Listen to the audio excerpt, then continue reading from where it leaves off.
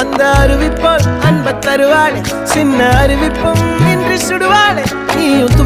தும்மிடி ஆயுசு நூறாக என் உயிர் உன்னோட பத்திர சொத்தாக என் பார்வை உன்னோடு உன் பொம்மை கண்ணோடு